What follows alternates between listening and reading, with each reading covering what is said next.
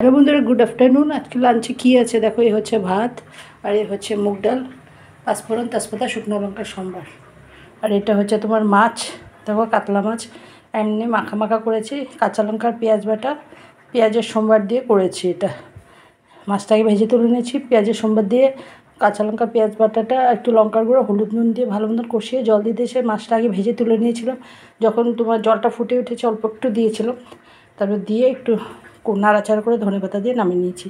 আর এটা হচ্ছে তোমার মাছের তেলের তরকারি, তোমার এই কাতলা মাছের তেলের তরকারি। দেখো পেঁয়াজের সম্বার দিয়ে, পেঁয়াজ আর রসুনের সম্বার দিয়েছি, তারপরে তেলটা দিয়ে দিয়েছি কড়াইতে আগে, তারপরে যখন হয়ে গেছে একটু একটু কষানো, তারপরে বেগুনটা দিয়ে ভালো মতো নাড়াচাড়া করে একটু হলুদ নুন একটু লঙ্কা গুঁড়ো দিয়ে তারপরে উপর দিয়ে ধনেপাতা দিয়ে নামিয়ে নিয়েছি। আর এটা হচ্ছে তোমার পেঁয়াজ কুলি ভাজা। দেখো বেগুন ভাজার সঙ্গে আছে পেঁয়াজ কুলিটা, বেগুন দিয়ে ভেজেছি। আজকে তেল একদম কম দিয়েছি, দেখেছো।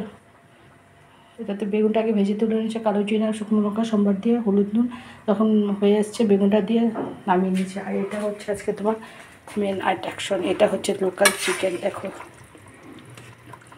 দেখেছো, এটাতে কাঁচা লঙ্কা পেঁয়াজ রসুন আদা একটু মগজ একটু কাজু দিয়েছি, একবারে ম্যারিনেট করে রেখে দিয়েছিলাম টক দই দিয়ে। তারপরে কড়াইতে গোটা কয়েক গরম মশলা, তারপরে পেঁয়াজ আর তেজপাতা সম্বার দিয়ে, তারপরে তোমার মাংসটা ম্যারিনেট করে রেখেছিলাম, যে আদা রসুন পেঁয়াজ একটু মগজ একটু কাজু দিয়ে এটা দিয়ে ভালো মতো না ম্যারিনেট করে রেখেছিলাম। ওই ম্যারিনেট করা মশলাটা মাংসটা দিয়ে দিয়েছি। তারপরে যখন কষানো হয়ে গেছে একটু গরম জল দিয়েছি। দেখো এখন ফুটছে, হওয়ার পরে এসে দিয়ে গরম মশলা দিয়ে নামিয়ে নেব, ঠিক আছে।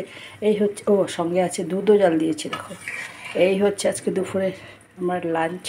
আমার এই লাঞ্চের ভিডিওটা যদি তোমাদের ভালো লেগে থাকে প্লিজ আমার চ্যানেলটাকে একটু ফলো করো, একটা লাইক দিয়ে একটু কমেন্ট করে, যারা ইউটিউব থেকে দেখছো তারা আমার চ্যানেলটাকে একটু সাবস্ক্রাইব করে দিও, ঠিক আছে। Tata, bye bye.